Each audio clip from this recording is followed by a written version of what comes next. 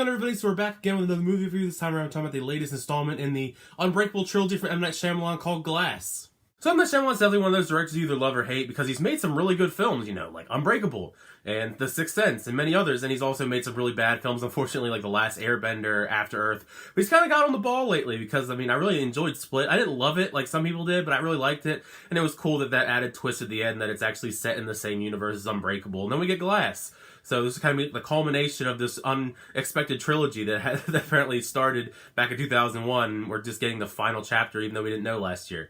But this is definitely one of those movies that's going to divide audiences. I mean, as I'm recording this, I believe the Rotten Tomatoes score is like 41%. So it's definitely one of those movies, like most of his movies, where, you know, the audience and stuff like that are divided. It's just one of those things with him. Like those most of the movies, especially like the last couple movies, you either really like it or you really don't. It's unfortunate. It's just the way his films are. Now, I definitely don't think this film is worth like a 40-something% on Rotten Tomatoes. Like, it wasn't that bad. I didn't have like a terrible time watching this film, but there is some stuff I really like, such as James McAvoy. If you've seen Split, it's just like his performance from Split, but much better. It's just like, he's such an underrated actor, especially in these films, because, you know, he's pulling off these 24 different personalities on a cue. And he just does it so seamlessly and so perfectly that you really buy into it, how he has all these different unique personalities, and it's just a very impressive performance on screen.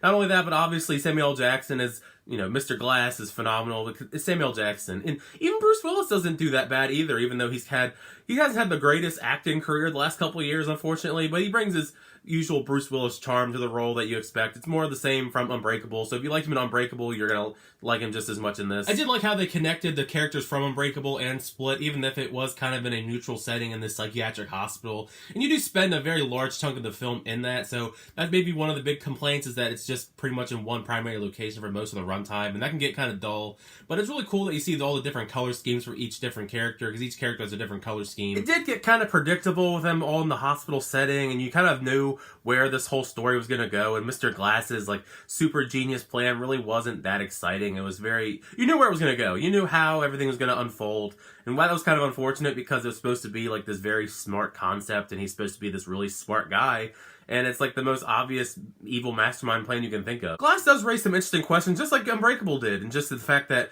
what if they actually aren't superheroes and they're just trying to, and they try and rationalize how these superhero-like acts are actually being, you know, in the real world. They're not actually superheroes. And it's kind of executed well. It makes you think, but the full execution doesn't really go as well as I think it does. It's one of those things that kind of falters because, you know, obviously they do superhero acts that's not all in their head. Like, they're doing crazy stuff like punching people across the room and climbing up walls, but nevertheless, they still try to put that question in there. I wouldn't go into this expecting like a full-blown superhero movie. Like, I think some people did go in thinking it was going to be like an Aquaman-style, crazy, over-the-top, action-packed superhero movie, and it's not.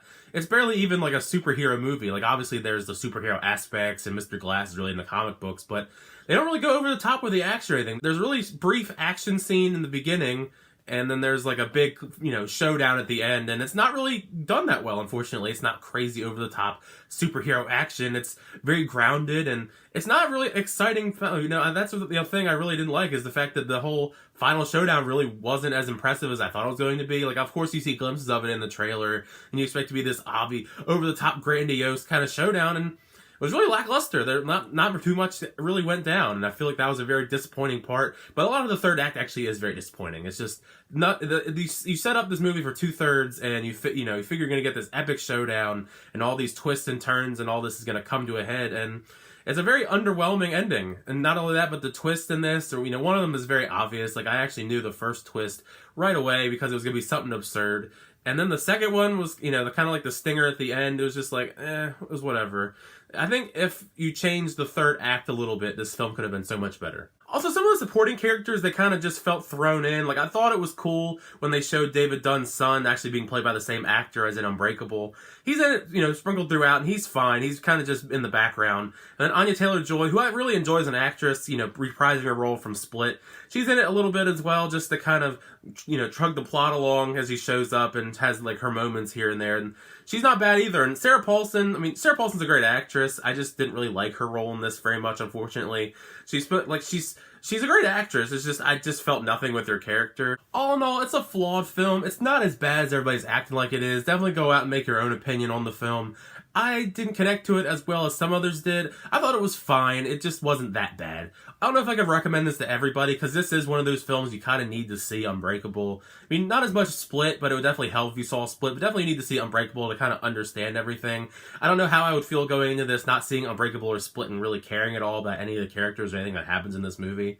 But if you've seen those, definitely check it out. But once you see Glass, leave a comment below what you thought of the film. Did you like it? Did you not like it? What did you say was your favorite film in the Unbreakable trilogy? Is it Unbreakable? Is it Split? Is it this film? Did you like the ending? Were you satisfied with it? Let's talk about anything involving Glass in the comments below. I'd really like to talk about this film. It's definitely one of those films you want to talk about more. But thank you so much for checking out my review. If you enjoyed it, feel free to leave a like. Hit that subscribe button to keep up to date with my movie reviews, trailer reactions, unboxings, and more. Until next time, I'll see you guys later.